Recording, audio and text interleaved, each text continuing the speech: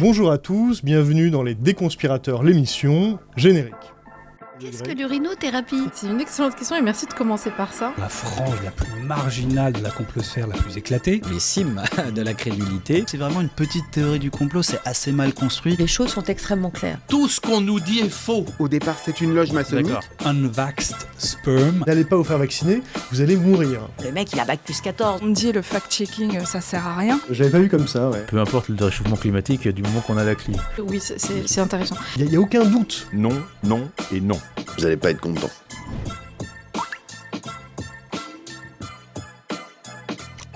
Alors aujourd'hui, nous avons le plaisir de recevoir Bérengère Viennot, qui est l'autrice, en 2019, ça commence à dater un peu, de La langue de Trump, aux éditions Les Arènes.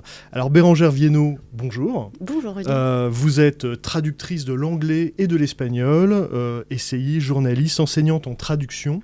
Vous avez traduit une 50aine d'ouvrages de toutes sortes pour des éditeurs. Vous collaborez régulièrement à Courrier International, Slate, Le Point, et vous avez écrit ce livre, La langue de Trump, qui a été traduit en anglais, en italien, en portugais et en allemand, si je ne me trompe pas.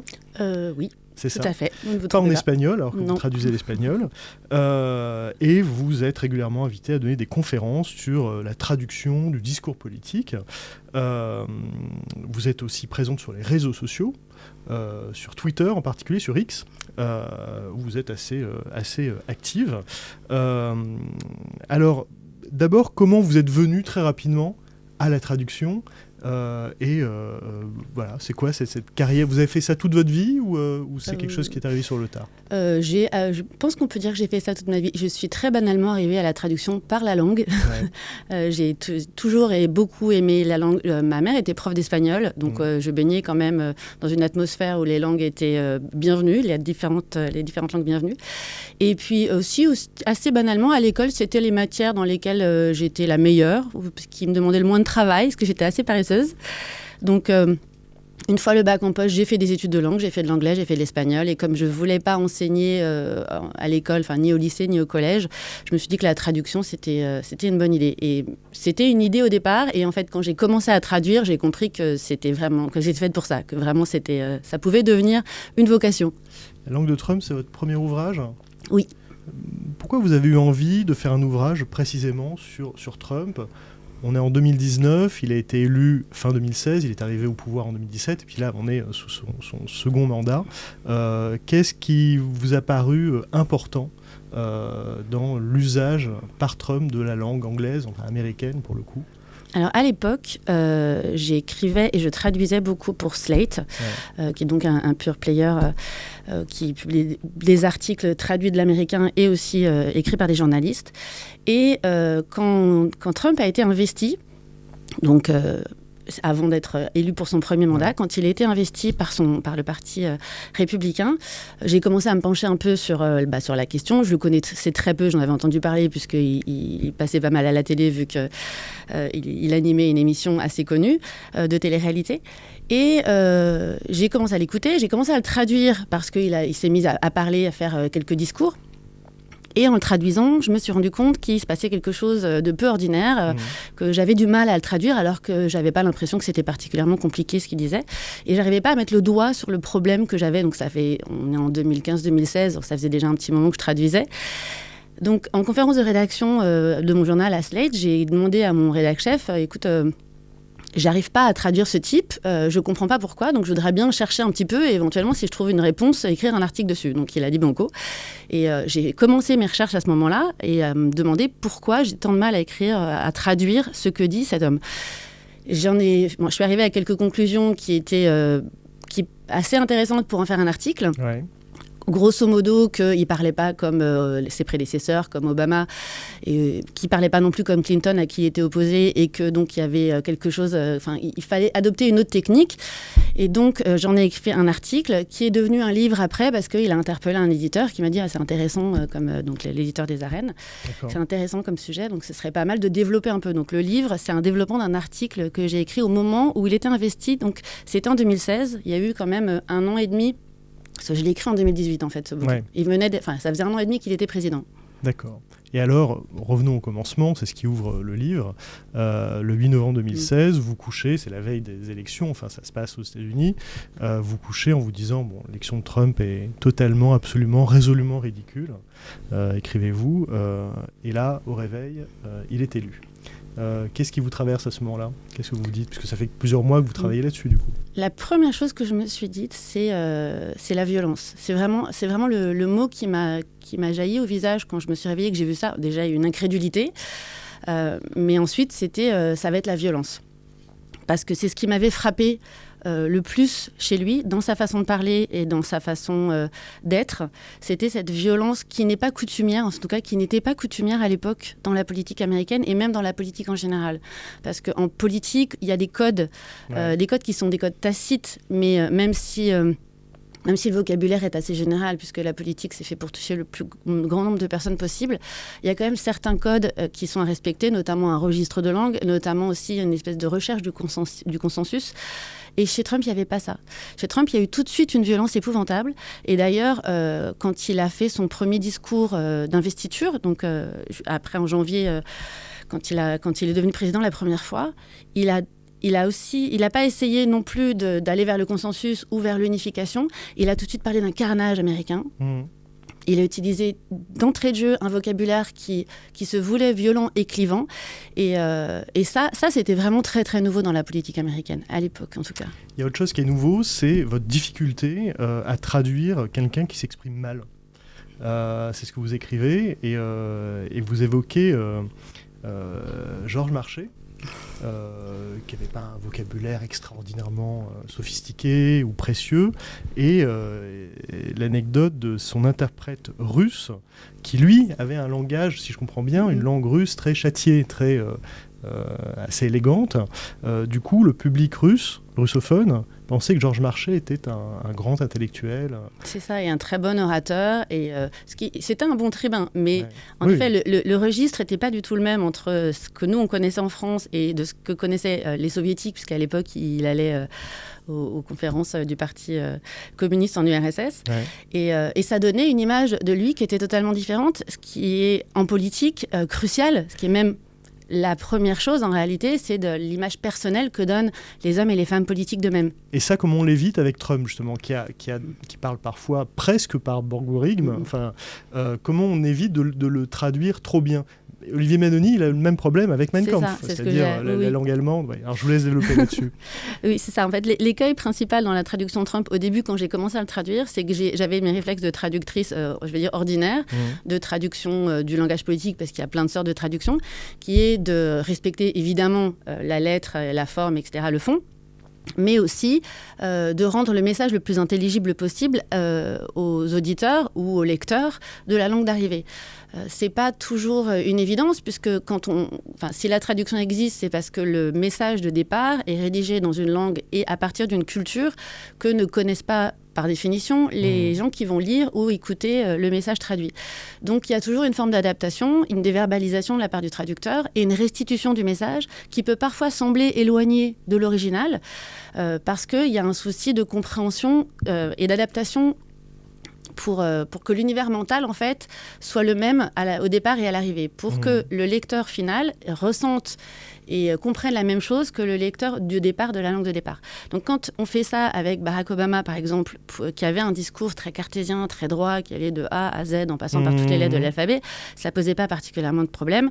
Et s'il pouvait y avoir une petite bourde, et ça arrive aussi évidemment, une hésitation ou une coquille, le traducteur, surtout à l'écrit, est là pour la rectifier, et ça ne porte préjudice ni au message, ni à la déontologie du traducteur. Ouais.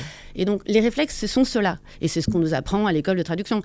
Et donc, quand on applique ça à Trump, ça fait que quand le message d'arrivée est vraiment totalement différent du message de départ. Déjà, c'est assez difficile de cerner souvent un message dans sa globalité quand Trump se met à parler, parce que c'est souvent logoréique. Ça part dans toutes les directions. Et quand on extrait la substantifique moelle et qu'on essaye de reconstituer un message cohérent, ça peut, à la limite, on peut trouver un message, quelque chose à formuler, mais c'est plus du Trump. Et c'est plus du Trump parce que la forme a disparu. Cette forme dont je parlais de violence tout à l'heure, qui est une forme qui frise l'incohérence. C'est-à-dire qu'il y a un vrai chaos verbal, il y a un chaos aussi sémantique, il y a un chaos de la pensée. Et ça fait partie du message parce que ce chaos-là participe à semer le trouble dans l'esprit des gens qui l'écoutent, qui sont obligés de se raccrocher à quelque chose de saillant, qui en général est assez clair. Alors après, en fonction de ce que Trump a à dire, s'il est en campagne ou s'il est élu, s'il est en crise de paranoïa, ça peut différer d'une fois sur l'autre. Mais en gros, l'idée, c'est de semer le trouble dans la tête des gens et de balancer un message presque subliminal qu'on va retenir. Et en effet, Olivier Manoni, qui a retraduit Mein Kampf il y a quelques années et qui est spécialiste de la langue du Troisième Reich en général, dit la même chose de la traduction, mais non seulement de Hitler, mais aussi de Goebbels. Il dit qu'en gros, c'est l'incohérence du propos qui fait rejaillir un seul message très simplifié et qui va coller à l'esprit des gens qui écoutent. Et Trump fait ça. Et donc, si on efface cette incohérence, si on efface ce chaos du message et de la forme, alors c'est plus Trump. C'est ça. Et on trahit. Et quand on est traducteur, on a déjà une réputation de traducteur traître, alors on va pas en rajouter. Mais c'est très intéressant parce que on est en 2026 maintenant, donc il a Trumpisé la vie politique, pas seulement américaine d'ailleurs, Donald Trump. Est-ce que vous diriez, parce que vous êtes une observatrice de la vie politique en général, la vie politique américaine en particulier, est-ce que vous diriez qu'il y a autour de Trump, je ne suis pas sûr que ce soit le cas de Mike Pence ou de J.D. Vance, mais je pense à d'autres peut-être, est-ce qu'il y a des responsables politiques américains qui parlent comme Trump, qui parlent la langue de Trump précisément, ou alors c'est très spécifique à ce personnage-là, à Donald Trump lui-même. Vous dites que Melania, elle parle pas. Elle est dans le discours non verbal, quoi. Elle parlait déjà pas beaucoup la première présidence, mais alors là, c'est vrai qu'elle est quasiment invisible. Alors en fait, je pense que Trump est vraiment le seul à parler le Trump aux États-Unis, mais que tout son entourage s'appuie délibérément et est ravi de s'appuyer sur ce langage-là, parce que c'est ce qui cultive cette politique du chaos. Et puis surtout, alors de façon très prosaïque, ça fait paraître son entourage beaucoup plus intelligent, parce que quand il part dans des délires absolus, quand on l'interroge sur un sujet sérieux et qu'il commence à partir dans tous les sens, sur des théories complotistes ou à parler que de son nombril alors qu'il est censé parler politique, je pense que son entourage y trouve aussi un peu son compte par rapport à ça. Et non, il me semble que il y a... Après, ça peut paraître aussi un côté complotiste, mais on a souvent l'impression que Trump est aussi manipulé par son entourage. Vous parlez de J.D. Vance, c'est assez intéressant. Je pense que lui, ça l'arrange d'avoir quelqu'un qui paraît un petit peu déséquilibré, surtout que plus ça va et plus Trump... je ne sais pas si vous avez vu, il y a 2-3 semaines, il est parti en furie d'une interview avec une journaliste de ABC, je crois, en l'insultant. Donc je pense que J.D. Vance... On l'a traité. Donc, oui, c'est ça, on l'a traité. J.D. Vance fait ses choux gras de ce genre de comportement, parce que lui, politiquement, se place à peu près comme Trump, mais il a plus la tête sur les épaules et il part... C'est un peu le good cop, bad cop. Lui pourra paraître plus raisonnable et raisonné. Plus policé. Plus policé, mais faire passer des politiques qui sont au moins aussi... dangereuse que celle de Trump, ou en tout cas ce que nous en France on qualifierait d'extrême droite ou d'extrémiste que Trump, mais avec l'avantage d'avoir l'air beaucoup plus raisonnable. Je pense que plus Trump aura l'air délirant et plus Vance... l'effet de contraste jouera pour Vance. Ça jouera pour lui, et je pense que pour les prochaines élections, en fait, il attend son heure. C'est aussi dans son intérêt de reprendre le flambeau en disant, voilà, on a les mêmes idées, mais bon, moi, je suis jeune, je suis raisonnable, et je sais faire des phrases qui vont du début à la fin sans partir dans des digressions pas possibles. Alors nous, quand on analyse les théories du complot, on a le même problème que vous, comme traductrice, c'est que parfois, on doit trouver nous-mêmes les arguments ou la logique d'une théorie du complot qui est, assénée, affirmée de manière un peu chaotique, voilà, comme ça. C'est-à-dire que presque on coproduit, pour l'analyser, pour la critiquer, la théorie du complot. Et s'agissant de Trump, il y a des auteurs spécialistes du conspirationnisme aux États-Unis qui parlent de théorie du complot sans théorie. Ils se contentent juste d'accuser, de balancer les accusations, je sais pas, du genre Obama a créé Daesh. Voilà. Et il n'y a même pas de construction derrière argumentative.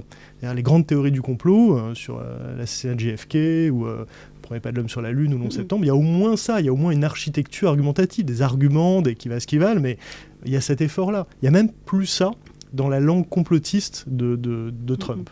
Mais il ne cherche pas à vous convaincre, Trump. Il ne cherche pas du tout à vous convaincre. Il cherche à vous manipuler. En fait, ça... Mais c'est pas la même chose. Pas vraiment, parce que quand vous vous êtes convaincu, c'est que intérieurement vous avez pesé le pour et le contre. On vous a donné un argument avec lequel au départ vous étiez peut-être pas d'accord, et vous avez changé d'avis parce que vous avez arbitré que finalement les arguments en face pesaient plus que les vôtres. C'est pas une argumentation. C'est ça. Quand on vous manipule, en fait, alors Trump fait ça de façon très brutale. Nous en France, on a aussi des manipulateurs qui le font de façon un peu moins brutale, mais l'idée c'est de vous jeter à la figure une grande théorie. Et ensuite, de la moraliser tout de suite. C'est-à-dire que plutôt que de vous convaincre, voilà, ma théorie est la bonne parce que j'ai tel fait, et de balancer des faits qui sont vérifiables et qui ne peuvent pas être démontés, en fait, ils instillent un côté moralisateur ou sentimental qui fait que la raison arrête... Enfin, on parlait de dyslexie tout à l'heure. C'est comme si on ne pouvait pas à la fois réfléchir et éprouver quelque chose. C'est-à-dire que soit vous réfléchissez aux arguments et vous les démontez, alors vous êtes d'accord, vous n'êtes pas d'accord, soit vous ressentez quelque chose et là vous êtes soit dans le camp du bien, soit dans le camp du mal. Et personne ne veut être dans le camp du mal. Donc on vous jette une grande théorie, je dis n'importe quoi, par exemple Hillary Clinton est complice... d'un réseau pédophile dans une pizzeria. Alors, le premier moment, c'est peut-être je voudrais des preuves, des éléments, une enquête, quelque chose. Et là, en fait, on va vous dire, mais vous êtes pour les pédophiles. C'est exactement ce qui nous a... Qui est pour les pédophiles? Personne. Donc, vous ne pouvez plus répondre dans l'argument parce qu'il faut d'abord que vous justifiez que vous êtes dans le camp du bien, et parce que tout le monde va être dans le camp du bien. Et une fois que vous êtes dans le camp du bien, alors la personne en face, vous voyez que vous êtes d'accord avec moi. Et en fait, alors après, il y a le contexte change, le pays change, la langue change, mais les mécanismes de manipulation complotiste, c'est toujours comme ça. Et Trump a fait, pour revenir à Trump, il fonctionne aussi comme ça. Lui, il a divisé avec... Alors, son procédé, c'est cette langue extrêmement brutale. Il a divisé le monde dès le départ entre deux camps, les bons et les mauvais, et les méchants. Ça se sent dans sa langue où il est à peu près incapable d'utiliser des adjectifs pour qualifier autre que bad ou good. Et à vous de choisir votre camp. Vous voulez être bad ou vous voulez être good. Forcément, le choix est vite fait. Et ce binarisme, il débouche sur ce que vous appelez la pensée magique. Vous reprenez ce terme-là. Est-ce qu'on est dans le mensonge ou on est dans autre chose? On est déjà dans la réalité parallèle des alternative facts, de Kellyanne Conway. Ça ressemble au mensonge, ça a le goût du mensonge, ça a un peu l'effet du mensonge, mais c'est vrai que c'est un... Alors, je ne vais pas dire que c'est nouveau, mais depuis Kellyanne Conway a, en 2016, sorti cette 2017. formule... 2017. Janvier Oui, parce que c'était en juste janvier. après la cérémonie d'investiture. Au moment de l'investiture. Alors voilà, elle avait expliqué, vous avez vos faits, nous on a les nôtres, et elle a parlé d'alternative facts, de faits alternatifs. Et après ça, vous expliquez dans votre livre que le Merriam-Webster, donc l'équivalent du Petit Robert, a tweeté la définition du mot fact, fait, et un fait est une information présentée comme ayant une réalité objective. Voilà. C'est ça, parce que les linguistes sont les premiers à tirer le signal d'alarme dans ce genre de cas. Quand on manipule la langue, on manipule la pensée. Et pour revenir à Kellyanne Conway, en effet, quand elle a sorti cette histoire de faits alternatifs, tout le monde a hurlé, ça nous a hérissé le poil, parce que là, on met en place deux mondes parallèles. Par définition, des mondes parallèles ne se rejoignent Juste jamais. pour que tout le monde ait bien ça à l'esprit, la Maison-Blanche disait il n'y a jamais eu autant de personnes pour une cérémonie d'investiture.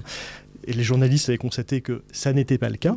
C'était faux. Preuve à l'appui. Preuve à l'appui. Et Kellyanne Conway, qui était donc la porte-parole de la Maison-Blanche à l'époque, dit vous avez vos faits, nous on a les nôtres. C'est ça. Chacun sa réalité. Comme dit Giuliani, comme a dit un jour Giuliani, la vérité n'est pas la vérité. Mais en tout cas, n'est pas toujours la vérité pour eux. Donc oui, il y a la mise en place. C'était un moment très orwellien. C'était très effrayant parce qu'on était au début de sa présidence, donc ça augurait quand même d'un avenir un peu sombre. Et c'est pas vraiment du mensonge, c'est du mensonge puisque ce n'est pas la vérité, mais le mensonge, ça peut être considéré comme quelque chose qu'on vous dit, qu'on vous donne de façon ponctuelle parce que ça vous arrange. Mais là, en fait, ça crée un autre imaginaire qui devenait le réel et qui était au moyen de la langue performative. C'est-à-dire que en nommant cette réalité-là, elle devenait réelle. Et surtout, il fallait vivre comme si c'était cette réalité-là dans laquelle nous étions. Or, c'était pas vrai. C'est pas la réalité des faits, c'est pas la réalité scientifique. Quand il y a 10 000 personnes, il n'y a pas 1 million de personnes.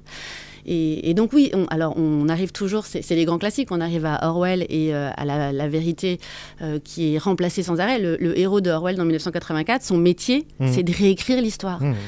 Et réécrire l'histoire avec les mots. Et Donald Trump, même si, et c'est très contre-intuitif, comme il a un vocabulaire très simple, qu'on a l'impression de tout comprendre parce qu'il utilise un vocabulaire très limité et que même nous, les francophones, on n'est pas très bons en anglais, on comprend tous les mots qu'il utilise, on se dit c'est pas très compliqué ce qu'il raconte. En réalité, c'est vraiment une façon très insidieuse de manipuler la pensée. Quand on simplifie, on manipule ? Quand on simplifie, on manipule parce qu'on empêche de réfléchir, on empêche d'avoir une pensée complexe. Or, la réalité est complexe, toujours. C'est très rare d'avoir un choix binaire dans la vie, et encore plus dans la vie politique, encore plus dans la vie d'un pays comme les États-Unis ou la France, où il y a des millions de personnes avec des millions d'avis différents et des millions de vies différentes. Réduire ça à quelque chose de manichéen et de binaire, ça ne peut pas fonctionner, mais le moyen de le faire, et le moyen très efficace de le faire, c'est d'empêcher, de faire en sorte que les gens n'aient plus les moyens de nommer les nuances. Mais d'ailleurs, en 1984, le héros, Winston, il ne fait pas que réécrire l'histoire. Il participe aussi à une grande entreprise de destruction des mots. C'est-à-dire qu'on sort chaque année des mots du dictionnaire pour justement appauvrir la langue de manière délibérée. Et donc appauvrir la pensée. Exactement. Et il reste des mots comme bon, double plus bon, pour grader quand vraiment on a besoin de qualificatifs ou d'adjectifs qui sont un peu qui sont dans les superlatifs. Mais ça c'est très efficace et on assiste ça en France, on assiste ça au niveau de la société et c'est un peu, moi ça m'alarme en tant que linguiste et en tant qu'amoureuse des mots, c'est que j'entends des sons de cloche de toute une partie de la société qui dit c'est pas grave si on n'a pas beaucoup de vocabulaire, c'est pas grave si on sait pas bien se servir de sa langue, c'est pas grave si on sait pas bien la lire et si on la lit plus, parce qu'il y a d'autres choses dans la vie, il y a pas que ça, il y a l'oral, il y a les vidéos, il y a la vraie vie, ce qui est vrai, mais en l'occurrence en fait, j'ai l'impression qu'on se décivilise et le Trumpisme... Alors, on a toujours 5 années de retard sur les États-Unis, donc là, c'est notre tour. L'humanité a commencé, on était des singes, on était à 4 pattes, on s'est mis debout, et puis tout d'un coup, on a parlé. C'est pas comme dans la Bible, c'est pas au commencement était le verbe. Ça, c'est une des grosses arnaques de notre civilisation occidentale. Au commencement était le verbe. C'est très joli, philosophiquement, c'est très intéressant, mais... Ça nous a mis dans l'esprit que le verbe est au début de tout et que la parole peut tout. Alors, elle peut beaucoup, mais c'est pas à partir de la parole que le monde se construit. C'est l'inverse. C'est-à-dire qu'on a un monde et qu'avec notre parole, on le nomme. Et que si on décide de transformer ce monde avec nos mots, alors ce sont ceux qui sont maîtres des mots qui vont transformer ce monde-là. Et ceux qui sont maîtres des mots, s'ils les simplifient, alors ils vont créer un monde très simple. Encore une fois, on revient toujours à ce manichéisme qui est très dangereux entre les bons et les mauvais. Et si c'est un système qui tombe entre les mains de politiques qui ont des aspirations totalitaires, c'est le goulag. Alors justement, vous citez des chiffres dans votre livre. Dans une seule interview au New York Times, Donald Trump, on dénombre 41 occurrences du mot « great ». En 3 minutes de compilation vidéo, 76 fois « believe me ». Croyez-moi. Sur Twitter, on a recensé 4400 occurrences, encore une fois, du mot « great ». Donc en fait, et ça, c'était en 2018. C'était en 2018, c'est au moment où vous écrivez le livre. Donc comme si il fallait marteler le message. Cette répétition, elle est pas sans lien avec justement la langue totalitaire et l'univers mental totalitaire. La répétition, c'est à la base de la propagande, justement. C'est exactement ça. Et pour revenir à Olivier Manoni, qui a travaillé donc beaucoup sur la langue du Troisième Reich, il a, comme moi, travaillé sur Victor Klemperer, qui a écrit donc LTI, la langue du Troisième Reich. Donc Victor Klemperer, c'est un philologue allemand juif qui, à partir de 1933, donc frappé par les lois anti-juives, n'a plus pu exercer son métier de professeur d'université et qui a écrit un journal dans la clandestinité qui a été publié après la guerre puisqu'il a réussi à survivre comme il était marié avec une Aryenne, il n'a pas été déporté. Et donc lui, dès 1933, comme il ne peut plus travailler intellectuellement, donc il est obligé d'aller travailler à l'usine, il écrit dans son journal qu'il décide d'analyser la langue du Troisième Reich, donc la langue de l'hitlérisme, dès l'accession d'Hitler au pouvoir. C'est pas juste pendant la Seconde Guerre mondiale. Et c'est une des premières choses qu'il repère, lui, en tant que juif, plongé dans cette société qui est devenue totalitaire assez vite, c'est que le parti est en train de transformer la langue. Il est en train de la simplifier, il est en train de marteler toujours les mêmes choses, il est en train de tomber dans l'oralité absolue et de marteler la pensée à coups de slogans. Et les slogans, typiquement, alors c'est utile c'est des cris de ralliement, c'est utile en campagne électorale, mais typiquement, ce sont des fonctions du langage qui ne servent qu'à rallier une personne à sa cause. Ça ne sert jamais à réfléchir. Quand on a un slogan qui est répété 1000 fois par 1000 personnes sans arrêt pendant un assez long moment, ça se désémantise, c'est-à-dire que tous les mots perdent de leur sens original et ça ne sert plus que de cri de ralliement. Le nazisme fonctionnait beaucoup comme ça. Tous les partis autoritaires fonctionnent comme ça. Évidemment, ça ne veut pas dire que tous les slogans sont totalitaires, mais c'est aussi un des mécanismes très parlants. Vous le citez, Klemperer, dans votre livre, il dit que la langue du Troisième Reich ne faisait aucune différence entre langue orale et écrite. Bien plus, tout en elle était discours, tout devait être harangue, sommation, galvanisation. Voilà, c'est-à-dire que c'est le propre de cette langue orale. Et vous retrouvez ça chez Trump ? C'est ça, oui, on retrouve ça chez Trump. C'est toujours cet appel aux tripes. Ouais. Jamais Trump ne fait appel à votre raison. D'ailleurs, on aurait bien du mal à le suivre dans ces cas-là, parce qu'il dit quand même souvent tout et son contraire. Ouais. Trump fait toujours appel à vos tripes. Contrairement à Obama qui a dit exactement l'inverse. Qui a dit, la langue, c'est ça, je vous ouvre un de vos chapitres avec ça, en disant, Obama, je ne retrouve plus le passage je le exact. Pas par cœur, le livre. Mais... Non, mais il faut prendre ses décisions se basant sur des informations, pas sur des émotions. Et dites-vous, Trump, c'est exactement l'inverse de ça. Mais c'est fou parce que ça semble tellement frapper au coin du bon sens que même moi, j'ai du mal à croire qu'il l'a dit et que je l'ai écrit parce que ça paraît être une évidence. Ouais. Mais et le problème, c'est que alors quand c'est dans le cercle privé et familial et intime, ça ne pose pas de problème particulier de prendre des décisions en se basant sur des émotions. Mais quand ça part de la politique, quand on est dans le monde politique et quand c'est pour prendre des décisions qui vont avoir une influence sur la vie d'un pays entier et de tous les citoyens, ça peut être très grave puisque par définition, les émotions sont à l'opposé de la raison. Vous parlez de cette expression utilisée par Trump d'ennemi du peuple. Et je ne me souvenais pas qu'il en parlait aussitôt, d'ailleurs. Je pensais que c'était venu plus tard. Mais expression dont alors, le rapport Khrouchtchev, vous avez de saines lectures, rapport Khrouchtchev, qui donc fait un inventaire du stalinisme, explique que cette expression, elle servait à Staline à rendre inutile d'établir la preuve. Ce concept d'ennemi du peuple éliminait en fait la possibilité d'une lutte idéologique quelconque, de faire connaître son point de vue sur telle ou telle question, même celle qui avait un caractère pratique. Cette expression, elle sert à déshumaniser les adversaires politiques, elle est diabolisée. Oui, c'est ça. Alors, quand on voit ennemi du peuple, effectivement, on pense tout de suite à Staline. On pense à une époque de guerre mondiale, de guerre froide, d'absolutisme, dont on pensait être sorti depuis ou la les années française. 80. Il y a aussi voilà, ça. Ou la Révolution française, oui, parce que ça date de la Révolution française, vous avez raison de le souligner. Mais on pensait vraiment être sorti de cette dynamique-là. Or oui, Trump a utilisé cette expression-là dès le début, dès sa première mandature. Et abondamment. Abondamment. La plupart du temps, c'est la presse qu'il vise, parce qu'il est farouchement opposé à la liberté d'expression de la presse. C'est assez troublant d'ailleurs, parce que les États-Unis sont quand même le pays occidental où la liberté d'expression est la plus absolue. Et ils ont un président qui, donc, pour la deuxième fois, est quand même assez acharné à bâillonner tous les médias, la presse, qui sont pas d'accord. Il est entouré de libertariens qui ne jurent que par le premier amendement. C'est ça, mais lui, il est très acharné à bâillonner tous les médias qui ne seraient pas d'accord avec lui. Et ce vocable, cette formulation d'ennemi du peuple, qu'il utilisait donc dès le départ, est en effet une façon de brutaliser le débat, mais encore une fois, une façon de cliver de façon... Il a transformé la politique en guerre, en réalité. Normalement, en politique, on a des adversaires, on n'a pas des ennemis. Et ennemi du peuple, c'est une façon, oui, de désigner à la vindicte populaire. Et aussi, Trump, en tant que président des États-Unis... politique, en démocratie. Oui. Dans la civilisation, dans l'éthos démocratique, qui est le nôtre. Ça n'a pas toujours été ça, la politique. Ça a souvent été à la vie et à la mort, quand même. C'est vrai. Bon.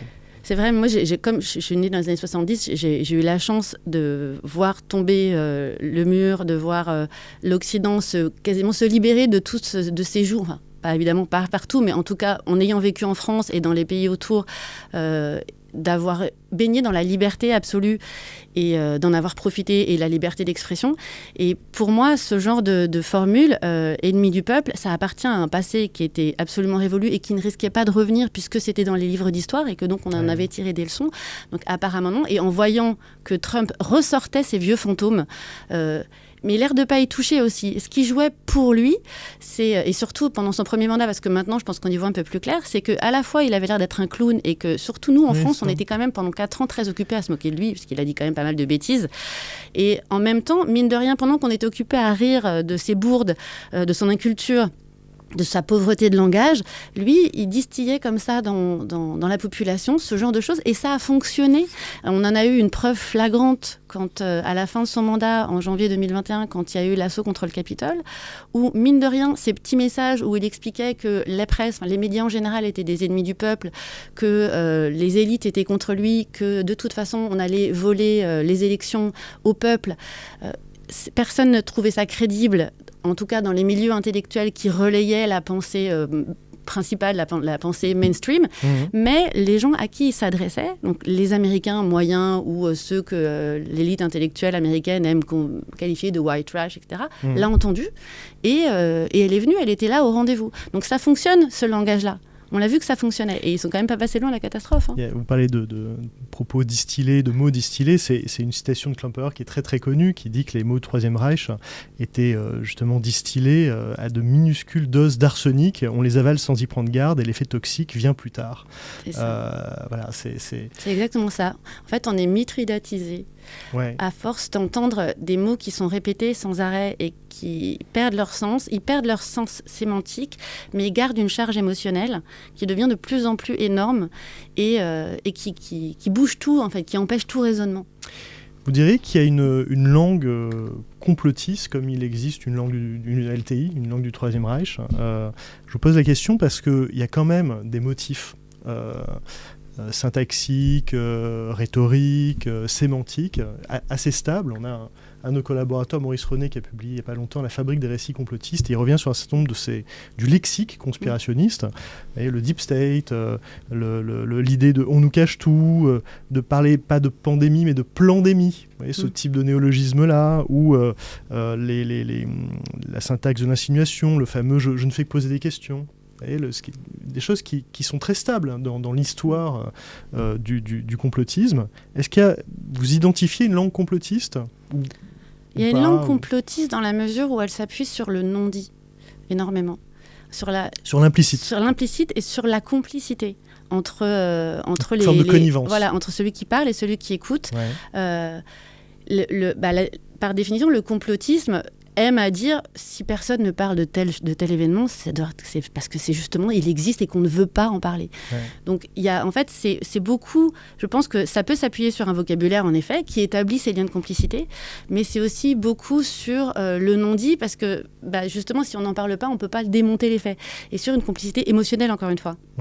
C'est-à-dire que si on se sent proche de quelqu'un parce qu'on pense la même chose, on a même tout intérêt à pas trop développer parce qu'on risquerait de se heurter au réel. Et quand on se heurte au réel, ça fait mal. Émotionnel et idéologique, culturel, c'est la technique du dog whistle. Vous en parlez pas, je crois, dans le livre. Non, j'en parle. En fait, c'était pas encore. Trop tôt. Ouais, c'est ça. C'était encore une fois, il commence à dater un petit peu ce livre, donc on n'en était pas encore là. Ouais. Et c'est vrai que j'aurais pu en parler, mais on n'avait pas encore vraiment commencé à développer ces théories-là, mais le fait, par exemple, quand Trump tweetait beaucoup « rendez-vous le 6 janvier, rendez-vous au Capitole », et quand il avait dit à un groupe néo-nazi pendant une interview de campagne, stand back, c'était stand by and stand back. And stay back. Stay back, voilà. Non, c'était stand back. Enfin, en gros, il avait dit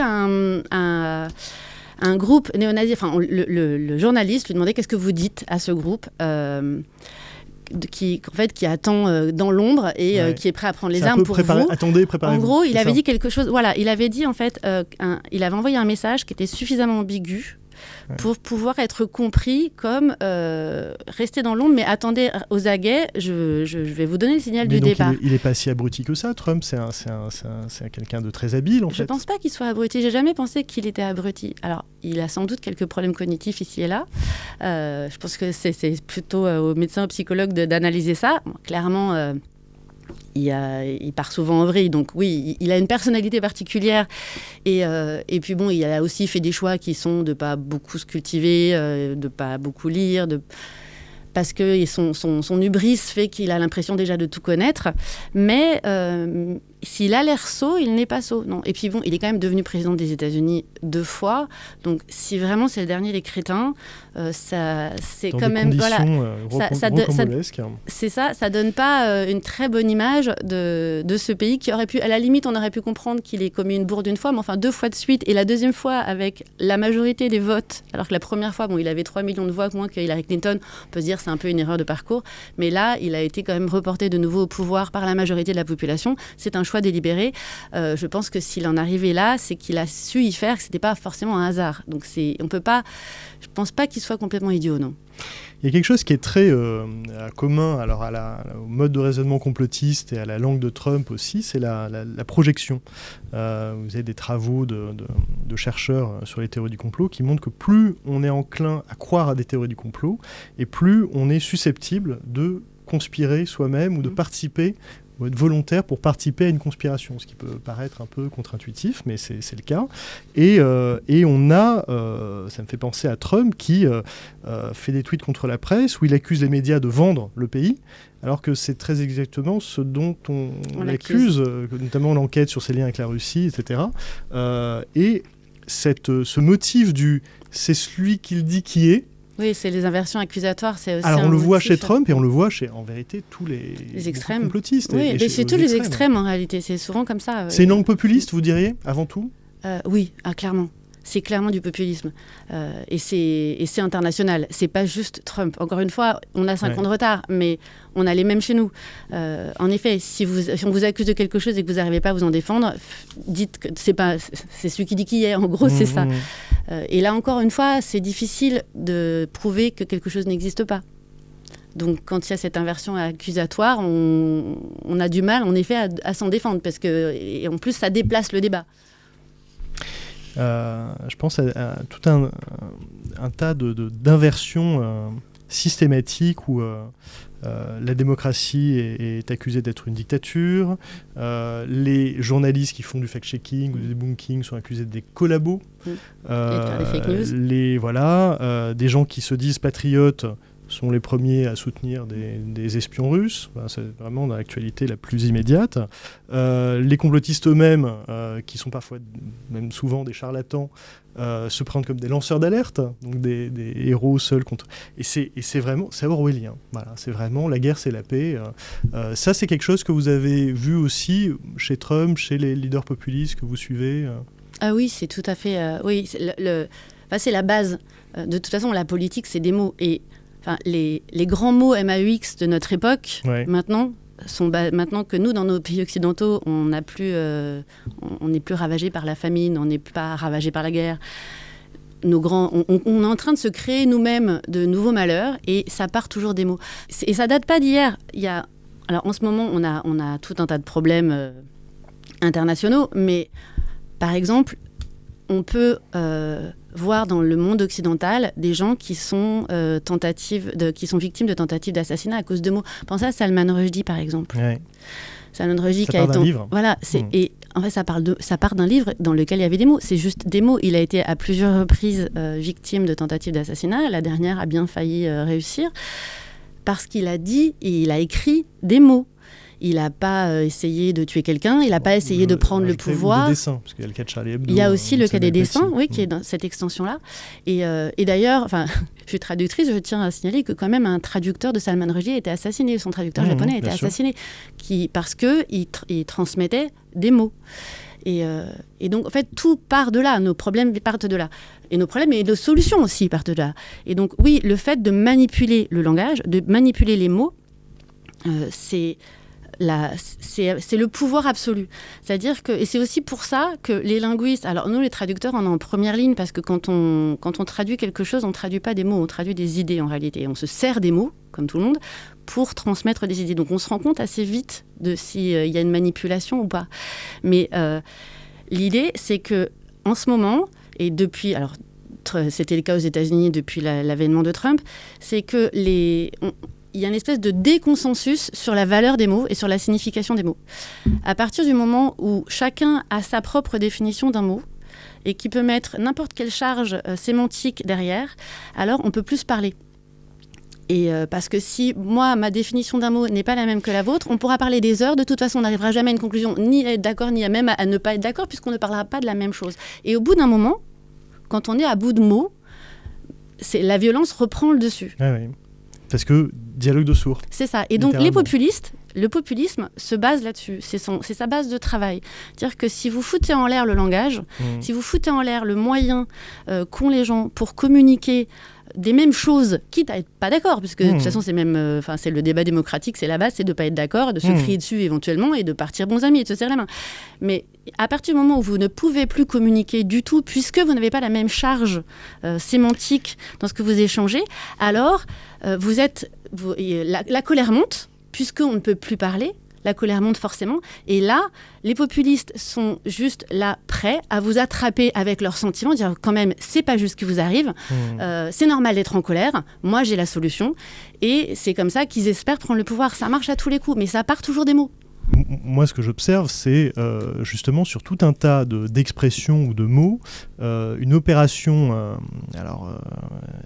exercée par les complotistes qui consiste à vider le mot de sa substance, de son sens initial, et de le recharger avec un sens tout à fait différent. Prenez par exemple l'expression Big Pharma. Les Big Pharma, à l'origine, ça désigne les grands laboratoires pharmaceutiques, cotés en bourse. Bon, on l'utilise d'ailleurs plutôt au pluriel, on dit les Big Pharma. Mais quand on commence à l'utiliser au singulier, c'est-à-dire Big Pharma, comme une sorte d'entité dotée d'une volonté unique et qui ferait des complots, etc., on parle d'autre chose. On parle de... pareil pour État profond. L'État profond, c'est pas choquant d'imaginer que dans des démocraties faillies ou dans des régimes autoritaires, il y a ce qui s'apparente à un État profond. Bref, voir ce qu'on met derrière. Certains disent c'est le complexe militaire-industriel, d'autres disent c'est le monde du renseignement, la bureaucratie, les inerties bureaucratiques, etc. Mais c'est pas du tout ce que disent les complotistes. Les complotistes vous disent l'État profond, c'est des gens, une sorte de cabale cachée, qui dirigent, qui tirent les ficelles de l'ombre, et ça leur permet en fait de faire l'économie d'une enquête, et de dire, voilà ce qui s'est passé, un tel, voilà. Et effectivement, le débat devient impossible. On nous demande souvent d'ailleurs, à moi, Tristan Mendès France, venez débattre avec nous. On a des complotistes qui régulièrement nous disent venez débattre dans notre émission, etc. Sous-entendu, on verra qui a raison, comme si le débat, sous sa forme spectacularisée, comme ça, pouvait trancher et dire le vrai. Mais en fait, on ne pourrait pas débattre. Non, vous ne parlez pas de la même chose. On ne parle pas de la même chose. Et on a ce problème pour le complotisme, on a ce problème au niveau de la société en général, pour d'autres sujets qui ne sont pas forcément... J'ai pas envie de dire que tout est politique, je ne le pense pas, mais des sujets sociétaux, ces dernières années, il y a des gens qui ont mis en doute le mot femme, par exemple, redéfinir ce qui est le mot femme, qui avait déjà une définition qui fonctionnait très bien, puisqu'elle était basée sur des faits. En ce moment, on a un problème avec le mot résistance aussi. On a un problème avec le mot sionisme, qui sont des mots qui ont une définition précise et que certains groupes, dont certains groupes se sont qu'ils ont accaparés et qu'ils ont désémantisé pour mettre une autre charge à l'intérieur très émotionnelle, mais aussi en déplaçant le sens. Et ensuite, en revenant dans la conversation générale avec ce même mot, mais qui ne veut pas dire la même chose. Et c'est comme ça, en fait, qu'on a réussi, qu'on obtient des débats qui n'en sont pas, comme vous dites, avec deux personnes qui parlent de choses différentes. En fait, ce qu'il faudrait, idéalement, quand on est invité à ce genre de débat, que ce soit sur le deep state ou sur la résistance, sur le sionisme, c'est commencer par le débat en disant voici nos définitions. Voici ce que c'est qu'une femme, voici ce que c'est que le sionisme, voici ce que c'est que le deep state. Et une fois que chacun est en accord, que tout le monde est d'accord sur ces définitions-là, on peut en parler et donner notre avis sur ce que contient le mot. Et encore une fois, on en revient toujours aux mots. C'est-à-dire que ça ne sert à rien d'avoir des débats si vous avez en face de vous quelqu'un qui ne parle pas votre langue. Et en l'occurrence, c'est ça, on ne parle plus la même langue. Klemperer, il estimait qu'après la chute du Troisième Reich, il faudrait enterrer les mots empoisonnés de la LTI. Vous voyez des mots qu'il faudrait enterrer ? Ou au contraire, des mots à sauver ? Alors moi, je ne pense pas qu'il faille enterrer des mots. Je pense qu'il ne faut jamais que tous les mots ont un droit d'existence, parce que moi, je n'ai pas peur des mots, en fait. J'ai peur des gens qui les utilisent. Le problème, c'est jamais les mots. Un mot en soi, ça n'existe pas sans un locuteur. C'est-à-dire que, comme je disais, c'est le mot à la charge que vous lui donnez. Alors, on a des définitions, ce qui nous permet de communiquer. Après, on a des charges émotionnelles qu'on met derrière. Et après, il y a le contexte dans lequel on l'utilise.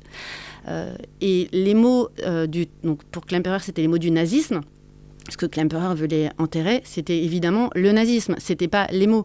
Parce que, en plus, on en a besoin, ne serait-ce que pour décrire le mal. Parce que si vous empêchez ces mots d'exister, alors vous ne pouvez plus en parler. Alors plus rien n'empêche qu'ils ressortent.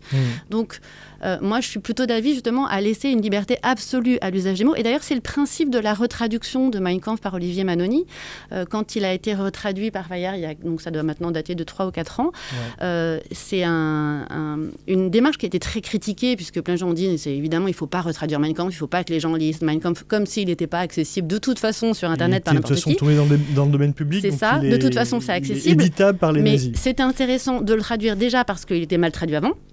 Et qu'Olivier Manoni a fait un formidable travail en restant vraiment auprès de la pensée de Hitler, et aussi parce que dans l'ouvrage qui est sorti a été contextualisé. C'est-à-dire que le livre ne s'appelle pas Mein Kampf, il s'appelle Historiciser le mal, et il y a le texte de Mein Kampf, qui est entouré d'un appareil critique monstrueux. Quasiment chaque ligne est commentée, justifiée, recadrée dans son contexte d'origine.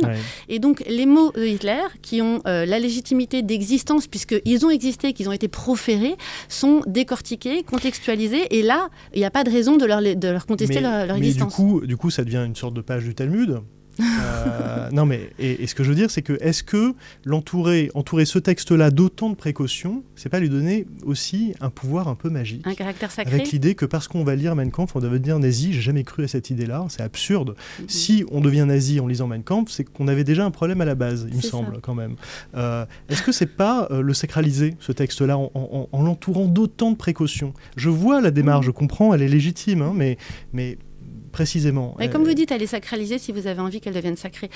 C'est le principe de Hitler, tout comme de tous les manipulateurs populistes, alors pas tous aussi fous dangereux que Hitler, c'est de transformer ce qu'ils disent en Bible, en Talmud, en Coran, en Torah, tout ce que vous voulez, en texte religieux, eux-mêmes de s'ériger en divinité. D'ailleurs, Trump n'échappe pas à la règle. Dès son premier mandat, il s'est érigé un peu en divinité, il convoque souvent des prêtres autour de lui, et il cultive toute cette image-là de Dieu quasiment, parce que ça permet de ne pas remettre en question la parole, puisque par essence, tout ce qui est religieux ne demande pas une explication, mais juste la foi. On ne vous demande pas de comprendre, on ne vous demande pas d'argumenter, on vous demande de croire.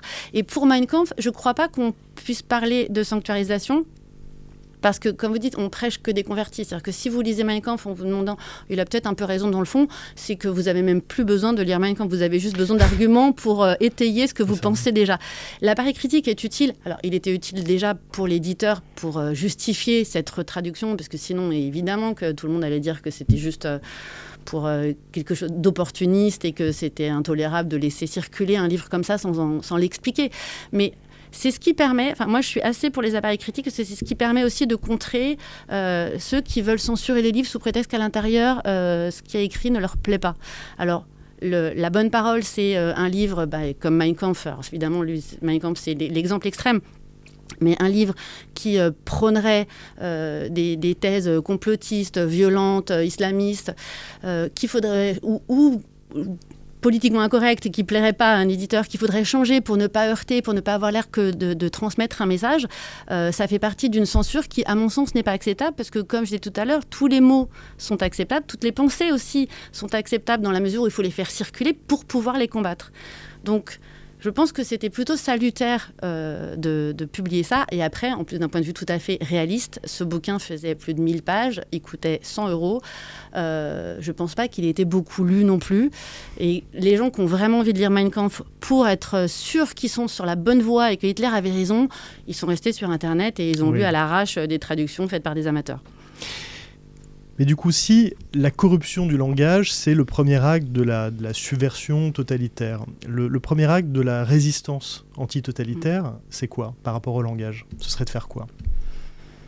De résister, de défendre les mots, justement, de défendre leur polysémie, de faire un travail pédagogique. Alors, pour moi, la première arme, l'arme absolue, c'est l'éducation. L'éducation dans le sens de l'instruction. Je suis toujours un peu gênée avec l'éducation nationale. Enfin, j'ai 2 enfants qui sont passés dans l'éducation nationale. Mais pour moi, l'instruction, c'est-à-dire le fait d'apprendre déjà ce que l'humanité a déjà vécu pour essayer d'éviter de retomber dans les mêmes écueils et pour apprendre comment on pensait ceux qui sont venus là avant nous sur la Terre pour justement prendre au mieux ce qui nous permet d'avancer et de progresser, c'est le plus important parce que c'est ce qui nous donne des armes. Vous ne pouvez pas vous battre si vous ne connaissez rien contre quelqu'un qui, lui, connaît tout. Les gens qui... souvent, les populistes sont beaucoup plus armés que ce qu'on croit. Et surtout ceux qui prônent l'ignorance, qui prônent le non-savoir, qui prônent... qui estiment que c'est pas important d'être très cultivé ou de bien savoir se servir du langage, eux le savent très bien. Eux envoient leurs enfants dans de très bonnes écoles parce qu'ils savent que c'est justement par l'instruction qu'on arrive à se défendre de la pensée populiste, de la pensée qui fait appel au sentiment et à l'émotion plutôt qu'à la raison. Donc pour moi, l'arme absolue contre ça, c'est l'école. C'est-à-dire qu'il faut apprendre, évidemment, lire, écrire et compter, c'est la base. Et avec ça, non seulement apprendre ce qui a été écrit, ce qui a été dit, et apprendre que parfois les gens se sont trompés, même ceux qui sont dans les livres d'histoire et dont on peut penser maintenant qu'ils avaient raison, et développer cet esprit critique-là. Et j'ai l'impression qu'on ne va pas du tout dans cette direction-là. Le principe du populisme, c'est surtout d'empêcher ça, parce que c'est de bloquer, c'est d'empêcher les gens de parler, c'est d'empêcher les gens d'écouter. Penser. Et voilà, et d'empêcher les gens de penser. Moins vous avez les moyens de parler et de vous exprimer, moins vous pouvez développer de pensées complexes. Donc là, encore une fois, on revient à Orwell, mais on revient aussi à tous les extrémistes. Et puis, quand on vous oppose une pensée complexe ou quand on vous pousse dans vos retranchements, on ne vous écoute pas. Ou on vous empêche de penser en vous opposant quelque chose de moral, alors que vous avez un raisonnement qui fait appel à la réflexion et à la raison. Il y a l'école, elle est concurrencée par l'IA générative. Et vous aussi, du coup. Parce que l'IA, elle peut vous mettre au chômage de manière assez rapide dans les années qui viennent. Puisqu'aujourd'hui, on peut, sur d'ailleurs des textes assez longs, des documents assez costauds, produire une traduction assez fidèle. Alors justement, voilà. En tout cas, une traduction. Une traduction. En tout cas, une traduction, mais en quelques instants. Et de grande qualité, c'est ça que je veux dire.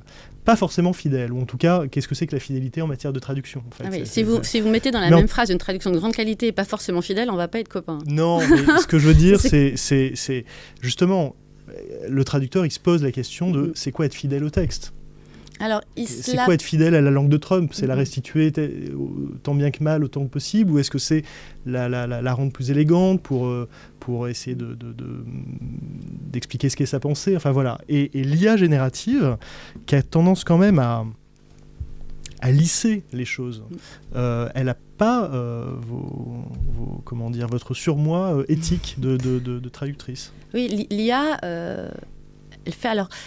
Quand on dit la traduction, déjà, il faut définir les choses. Il y a plusieurs sortes de traduction. La traduction pragmatique, la traduction technique, par exemple, la traduction de mode d'emploi, la traduction de textes très carrés, qui n'ont pas de sous-texte, qui n'ont pas de second degré, qui n'ont pas d'implicite, ça peut en effet être très bien fait par l'intelligence artificielle. Là où la question se pose, et là où on a des écueils, c'est pour la traduction qui relève de l'humain. Moi, je suis traductrice de presse et je traduis des essais et je traduis des livres. Là, pour le coup, l'humain entre beaucoup en jeu. Et parce que il n'y a pas, encore une fois, ce n'est pas des mots qu'on traduit, c'est des idées. Et parfois, quand on traduit, on fait ce qu'on appelle à l'école, c'est la théorie interprétative de la traduction. C'est-à-dire qu'on déverbalise complètement, on se met dans la tête de la personne qui parle ou qui écrit. Ouais. Et c'est une espèce de brouillard mental du message. On se dit, voilà, il a voulu dire ça, comment je le dirais si j'étais lui et que je parlais en français. Et après, on le recrache en français, en prenant en compte, en effet, tout le contexte francophone de lecture. Donc, c'est des choix. En fait, traduire, c'est faire des choix. Il y a autant de traductions possibles que de traducteurs. Vous pouvez faire traduire le même livre par 10 traducteurs, vous aurez 10 traductions différentes. Et ça pourrait être 10 très bonnes traductions. D'ailleurs, ça arrive sans arrêt. 1984 a été retraduit maintenant qu'il est dans le domaine public. Il y a tout un tas de livres qui sont retraduits, et très bien, enfin plus ou moins bien d'ailleurs, il y a aussi des mauvais traducteurs. Mais tout ça pour dire que c'est une question de choix. Et l'IA générative peut générer plein de choses, mais elle peut pas elle peut proposer des choix, mais elle peut pas le faire. Ou si elle fait un choix, c'est un choix algorithmique, c'est pas un choix humain. Donc on perd l'étincelle humaine. De sorte qu'elle peut aussi passer à côté d'implicites que seul le lecteur et l'auteur partageait, parce que l'IA n'a pas cette implicite-là, puisqu'elle n'a pas cette étincelle humaine. Donc, on peut avoir un texte acceptable à l'arrivée, qui peut même sembler très bien traduit, mais le problème qui se pose dans la pratique de la traduction aujourd'hui avec l'intelligence artificielle, c'est qu'une fois que vous avez votre traduction faite par l'IA, vous ne pouvez pas vérifier qu'elle est bonne. Parce que de deux choses l'une, soit vous êtes traducteur, et donc vous avez toutes les compétences que vous avez amassées au fil d'années d'expérience, de travail, et donc vous êtes capable de le faire, et vous l'auriez fait autrement et vous n'auriez rien raté. Et donc aucun intérêt de soumettre ça à une intelligence artificielle. Soit vous n'êtes pas traducteur, vous l'avez fait traduire parce que vous n'avez pas accès au texte original, ou vous n'avez pas les compétences pour le faire, et vous n'avez pas les compétences pour vérifier que c'est bien fait, que l'IA a fait les bons choix de traduction, qu'il ne s'est pas planté. Alors en tant que traducteur, on se sert de l'IA évidemment, notamment pour les recherches, c'est absolument merveilleux. Moi, je m'en sers énormément pour traduire, pour tout ce qui est recherche, parce que la traduction, c'est beaucoup de la préparation et assez peu de la rédaction finalement. Mais à chaque recherche que je fais, je vérifie toutes les réponses qu'ils me donnent, et très souvent, j'ai bien raison de vérifier, parce que, en fait, comme l'IA est programmée pour vous satisfaire, souvent il dit n'importe quoi. Et en traduction, c'est pareil. Sauf que le grand danger, c'est que l'IA générative, elle est promptée, donc... si vous voulez une traduction, vous dites voilà, traduis-moi ce texte, et je veux que ce soit évidemment fidèle à l'original, et peut-être que ce soit un petit peu plus orienté par-ci, orienté par-là. Enfin, vous pouvez produire une traduction à votre sauce. Il y a quelques années, il y a eu un grand débat dans le monde des traducteurs où je me suis assez enflammée, où il y avait une certaine catégorie de traductrices d'ailleurs qui disait qu'il fallait traduire avec un prisme féministe. C'est-à-dire que changer les traductions des auteurs qu'elle traduisait pour que le texte d'arrivée en français soit modifié de façon à plaire aux théories féministes du moment. Donc, ce n'était plus fidèle à l'original, puisqu'à l'origine, il n'y avait pas de parti pris féministe. Et donc, j'ai essayé de leur exposer que ce n'était pas une traduction, c'était une adaptation, et que donc l'honnêteté intellectuelle exigeait de dire, voilà, c'est une traduction avec une orientation féministe, donc c'est pas fidèle à l'original. Et ces traductrices-là n'étaient pas d'accord avec ces idées-là. Or, donc avec l'intelligence artificielle, vous pouvez tout à fait faire ça. On ne sait jamais par qui on va être mangé. C'est-à-dire que on maîtrise...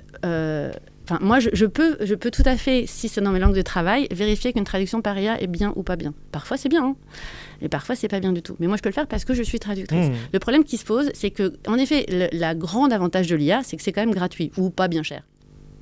Donc, le cauchemar qui se dessine pour les traducteurs comme moi, c'est que d'ici quelques années, un plus grand nombre d'éditeurs ou d'organes de presse vont se dire oui, quand même, l'arbitrage entre les coûts et la qualité est vite vu. On va faire traduire que par l'IA. Et donc, il y a de moins en moins de traducteurs formés, puisque on est vieux et on va mourir. Et donc, il y aura au bout d'un moment plus personne pour vérifier que l'IA a traduit fidèlement. Et alors là, c'est l'ouverture à toutes les manipulations, parce que vous pouvez le faire dire n'importe quoi. Moi, par exemple, si vous me donnez un texte traduit du mandarin par l'IA, je ne sais pas si c'est bien traduit, vous pouvez lui faire dire ce que vous voulez. Et on a eu, il n'y a pas très longtemps, un exemple assez cocasse avec l'intelligence artificielle. Il y a un magazine qui a publié un article, une recension de livre. Et de toute évidence, le journaliste avait utilisé l'intelligence artificielle pour écrire sa recension. Et on l'a su parce que l'auteur lui-même a publié sur les réseaux sociaux un extrait de cette recension en disant, voilà, il y a une recension de mon livre, super, avec des citations qui ne sont pas de moi. J'ai vérifié, elles ne sont pas de moi ni dans ce livre ni dans aucun livre, donc c'était de toute évidence fait par une intelligence. C'est ça, c'est une hallucination. Or, jusqu'à preuve du contraire, les humains, quand ils inventent une citation, ils savent qu'ils vont se faire prendre par l'auteur. Donc c'est de toute évidence un travail fait par l'IA qui n'avaient pas été vérifiés. Et ça, pour montrer que, bon, déjà, on a un problème déontologique au niveau du journaliste, mais c'est aussi que si l'auteur ne l'avait pas vérifié, ce serait très bien passé. Ces citations auraient pu être reprises par d'autres journaux, par des auteurs, par des universitaires, par des étudiants, et de façon très légitime. Oui. Alors, c'est un roman, ça porte peut-être pas à conséquence, mais si c'est un essai philosophique, si c'est un essai politique, si c'est là-dessus qu'on appuie toute une théorie, une idéologie, on peut faire dire n'importe quoi à n'importe qui. C'est-à-dire que dans 200 ans, on pourra inventer des citations de Mein Kampf et prouver qu'Hitler n'était pas si antisémite que ça, finalement. Et on injecte du faux, comme C'est ça, par petites doses. Et encore une fois, je ne suis pas une ludite, je ne suis pas anti-IA, je trouve que c'est très utile. Mais il faut toujours rester maître de la machine. Et là, on est en train de glisser vers un laisser-aller. On se dit, en fait, elle fait ça mieux que nous, donc on va la laisser faire. Il y aura toujours quelqu'un pour trouver son intérêt et trouver la moyen de manipuler les cerveaux avec ça. La langue de Trump, c'est aux éditions Les Arènes, 2019. Il n'est pas prévu une réédition avec une préface actualisée? C'est une idée. Je vais en parler à mon éditeur. Il y aurait quelque chose à faire en poche. Avant de vous laisser, je voudrais vous poser... on a fait une sorte de petit questionnaire de Proust à Conspiracy Watch. Donc, c'est quelques questions. Dites ce qui vous passe par la tête. Ça n'appelle pas des réponses très développées. Voilà. Assez courtes. Est-ce qu'il y a un auteur, un artiste, une œuvre, un livre, un film qui a influencé votre rapport au vrai et au faux de manière décisive? On a beaucoup parlé de 1984, l'Empereur, mais... Oui, très petite, j'ai lu Un sac de billes de Joseph Joffo. Brièvement, c'est l'histoire d'un petit garçon pendant la Seconde Guerre mondiale, un petit garçon français dont ses parents ont forcé à traverser la France pour aller en zone libre avec son petit frère, alors qu'il avait, je sais pas, il était minot, il avait 7-8 ans. Et donc j'étais vraiment gamine quand j'ai lu ça, je devais avoir 7-8 ans aussi, donc son âge. Et dans ce livre, à un moment, donc, les parents se rendent compte qu'il faut sauver les enfants. Ils disent, vous allez prendre votre sac et vous allez partir dans le sud de la France. Ouais. Et ils le font répéter. Donc ces gamins sont juifs. Ils leur font répéter, si on vous demande si vous êtes juif, il faut dire non. Et donc le père demande à l'enfant, à Joseph, est-ce que tu es juif? Et le gamin obéissant dit non. Et là, le père le frappe. Il lui donne une grande baffe en disant, est-ce que tu es juif, Joseph? Et le gamin, en pleurant, répond non. Il se met à pleurer. Il ne comprend pas pourquoi son père le frappe. Alors nous, évidemment, adultes, on comprend. Mais moi, j'étais enfant. Et je n'ai pas compris tout de suite non plus. Je me suis dit, mais alors on peut mentir, on peut nous demander de mentir. Il peut y avoir des circonstances où il faut mentir, où mentir c'est bien. C'est-à-dire qu'il y a un moment où il y a un monde où la vérité n'est plus la vérité. Son père le gifle parce qu'il dit oui ou parce qu'il dit non? Non, il le gifle parce qu'il veut être sûr que même sous la torture, sous la torture c'est un gamin, on ose imaginer, sous la contrainte physique, sous l'intimidation des adultes. Et donc là, je me suis dit, il y a un rapport au mensonge qui n'est pas celui que moi j'ai appris. Parce que moi, mes parents m'ont dit, il ne faut pas mentir. Et là, j'étais confrontée à un adulte qui frappait son enfant pour qu'il mente. Et là, oui, ça a commencé à altérer mon rapport à la vérité à ce moment-là. Parce que pourquoi? Quelles étaient les circonstances qui obligeaient un parent à aller contre tout ce qu'on m'avait appris jusque-là? Des mensonges vertueux. Est-ce que vous avez déjà douté d'un fait pourtant solidement établi? Et lequel? Est-ce que j'ai déjà douté d'un fait solidement établi et lequel? Enfin, solidement établi pour la plupart des gens, voilà. Oui, je me suis demandé quand même si le Père Noël existait ou pas. Voilà, donc il y a très longtemps. Ouais, c'est juste ça. Avant le sac de billes. Non, je doute sans arrêt, mais et je ne trouve pas toujours les réponses. Est-ce que vous faites vos propres recherches? Et comment? Alors, comme je suis traductrice, je ne peux pas faire autrement que faire mes propres recherches. Je fais sans arrêt mes propres recherches. Beaucoup par Internet, évidemment. Toujours énormément dans les livres. J'essaye de parler à ceux qui savent. Et comment vous faites pour éviter la désinformation? J'essaye de voir les deux côtés et de me faire ma propre opinion. C'est-à-dire que dès qu'il y a un consensus absolu, je panique. Je me dis, il doit y avoir autre chose derrière. En général, je me méfie de ceux avec quoi tout le monde est d'accord. D'accord. Quel mot, quelle expression liée au complotisme vous agace le plus? M'agace le plus j'ai fait mes propres recherches. Oui, ça vous agace? D'accord. Avec quelle figure de la complosphère, quel complotiste célèbre vous prendriez volontiers un verre? Volontiers un verre avec un complotiste célèbre? Ça pourrait être intéressant de prendre un verre avec Donald Trump, en réalité. mais je suis pas sûre d'être bienvenue aux C'est un peu États-Unis en ce complotiste en moment. chef. Oui, c'est ça. Pas sûre qu'on va me donner le permis de rentrer aux États-Unis. Si vous deviez trouver une qualité aux complotistes, ce serait laquelle ? Ils nous font beaucoup réfléchir et c'est déjà pas mal. Ça nous empêche de rester confortablement dans ce qu'on est sûr de savoir, parce que justement, en voyant que en face, il y a quelques petits problèmes de raisonnement, on peut aussi être amené à se demander si nous aussi on est sur la bonne voie. Donc c'est plutôt, c'est pas mal le petit coup de pied au cul du cerveau. Vous êtes à un repas de famille un dimanche et vous avez votre oncle complotiste, ou votre neveu complotiste d'ailleurs, qui commence à déblatérer sur la dernière théorie conspi à la mode. Comment vous réagissez ? Alors j'aurais tendance à me foutre de lui. Parce qu'il y a un truc que j'ai quand même remarqué, c'est que souvent, les complotistes, comme les populistes d'ailleurs, se prennent très au sérieux. Et dès que vous les déstabilisez avec un peu d'humour, il n'y a plus personne derrière. Donc je pense que j'aurais vraiment tendance à faire ça. Est-ce qu'il y a une critique alors du système ou des élites que vous partagez avec les complotistes, les populistes d'ailleurs ? C'est très d'actualité en ce moment d'ailleurs. Une critique du système que je partage avec les ou des complotistes élites. et les populistes. Parce que pas vraiment, il y aurait parce de quoi. Il y aurait de quoi. J'ai un problème avec le mot système en fait. Ouais. Parce que comme on a dit tout à l'heure, est-ce qu'on pourrait définir le mot système avant de critiquer le système ? Et les élites ? Alors, les élites, encore une fois, pour moi, ça veut... J'ai beaucoup de mal avec les généralités. Les élites, le système, les femmes, les noirs, les musulmans, tout ça, en fait, ça veut rien dire. Il faut, quand vous globalisez, quand vous généralisez un terme et que vous englobez une population qui, de toute façon, est très diverse et pense de façon différente, vous ne pouvez pas aller vers le vrai, c'est pas possible. Donc, les élites, il y a toutes sortes d'élites. On a des élites populistes, on a des élites modérées, on a toutes sortes d'élites, donc j'arrive pas à critiquer les élites. À quel moment vous avez pris conscience que cette question du complotisme devait être prise au sérieux, quoi. Ou alors peut-être pas, peut-être que vous estimez que c'est pas une question sérieuse. Avec Trump, clairement. Avec Trump, mais au départ c'était cantonné aux États-Unis puisque c'est là-dessus que je travaillais, c'était sur Trump et l'Amérique. Mais je crois bien que c'est comme ça que je conclue mon livre, en disant attention, parce que la langue de Trump, elle est écoutée par le monde entier et elle va faire des petits. Et donc oui, c'est à partir de ce moment-là où moi-même je ne pensais pas que ça allait faire des petits aussi vite, en fait, se répandre aussi rapidement, mais j'étais sans doute naïve. Pour finir, quelle est la théorie du complot à laquelle vous croyez, à laquelle vous avez cru ou à laquelle vous seriez tenté de croire ? À laquelle je serais tentée de croire, mais je suis tellement rationnelle. Aucune. Vous n'êtes pas du tout cliente Pas vraiment, non. Non. Non. Et qu'est-ce qui fait que vous n'êtes pas cliente de théorie du complot ? Qu'est-ce qui, de votre construction intellectuelle, fait que vous n'êtes pas... Parce que je me méfie de tout ce qui est émotionnel. C'est-à-dire que, encore une fois, dans la sphère privée, l'émotion, c'est très bien. Mais la théorie du complot se reposant sur la négation de la pensée, de la réflexion, de la sophistication, de la complexité, je pars en courant dès qu'il est question de dire qu'il se passe quelque chose qui serait mystérieux et secret. Pour moi, tout ça, ça relève de la religion. Ça relève en fait de ce besoin des humains qu'on a de croire que quelque chose nous dépasse et décide à notre place.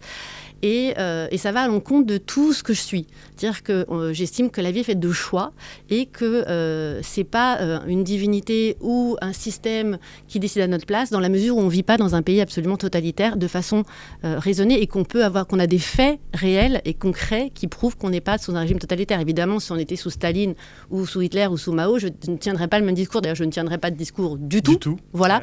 Et la seule preuve que je puisse le tenir montre qu'on ne l'est pas. Donc, dans ces cas-là, dans ces circonstances-là,